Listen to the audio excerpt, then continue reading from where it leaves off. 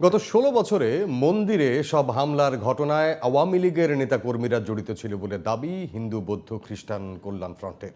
বিকেলে জাতীয় প্রেস ক্লাবে সংগঠনটির চেয়ারম্যান বিজন কান্তি সরকার অভিযোগ করেন, হিন্দুর সম্পত্তি দখল এবং নির্যাতনের ৯৮% ঘটনায় দলটির নেতাকর্মী জড়িত। মনিরুজ্জামান জানাচ্ছেন বিস্তারিত। ভারতীয় কিছু গণমাধ্যম এবং কট্টর রাজনীতিবিদদের বাংলাদেশ বিরোধী অপপ্রচারের বিরুদ্ধে একজোট হয়েছেন হিন্দু বৌদ্ধ খ্রিস্টান সম্প্রদায়। বৃহস্পতিবার বিকেলে জাতীয় প্রেস ক্লাবে সংবাদ সম্মেলনে বাংলাদেশ নিয়ে ষড়যন্ত্রের নিন্দা জানায় হিন্দু বৌদ্ধ খ্রিস্টান কল্যাণ ফ্রন্ট। তাদের খুব ভালো লাগে না আওয়ামী লীগের পতনটা। সংগঠনটির চেয়ারম্যান বিজন কান্তি সরকার অভিযোগ করেন, আওয়ামী লীগের সময়ে হিন্দুরা সবচেয়ে বেশি নির্যাতনের শিকার হয়েছে। বর্তমানে তারা যে কোনো সময়ের চেয়ে বেশি নিরাপদ দাবি করে বিজন বলেন, সাম্প্রদায়িক সম্প্রীতি নষ্টের পায়তারা করছে পতিত সরকার। দেবোত্তর সম্পত্তি অধিকাংশ আওয়ামী কর্মীদের অবৈধ দখলে। আওয়ামী লীগ হিন্দুদের মন্দির ভাঙে, মন্দিরে কোরআন শরীফ রাখে, গোলমাল লাগায়, এই আশায় যে মানুষ মনে করবে বোধহয় জামাত বিএনপিরা এটা করতেছে।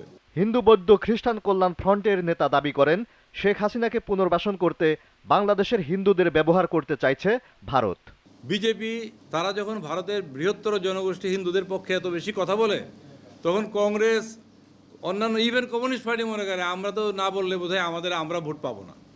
এগুলি তাদের আভ্যন্তরীণ রাজনৈতিক বহিঃপ্রকাশ, আমাদের কিছু না, কিন্তু আমরা তাদের বলির পাঠা হচ্ছি। ১৬ বছরে উন্নয়নের নামে আওয়ামী লীগ সরকার লুটপাট করেছে দাবি করে বিজন কান্তি বলেন, লুটপাটের সেই অর্থ এখন বিনিয়োগ করছে দেশের বিরুদ্ধে। ইয়েলো মাধ্যম প্রচুর আছে, তাদেরকে টাকা পয়সা দিলে যা তা করতে পারে। ভারতের যে গণমাধ্যমগুলো এই কাজ করছে, এর চেয়ে ডাহা মিথ্যা তো আর কিছু হইতে পারে না, আপনারা তো জানেন এটা।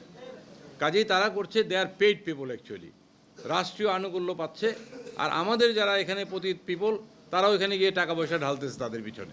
দুই দেশের জনগণের কল্যাণে পারস্পরিক শ্রদ্ধার ভিত্তিতে সম্পর্ক গড়ে তুলতে আহ্বান জানানো হয় সংবাদ সম্মেলনে। কারণ একটা ঘটনা আপনাদের। Moniruzzaman, GTV news, Dhaka.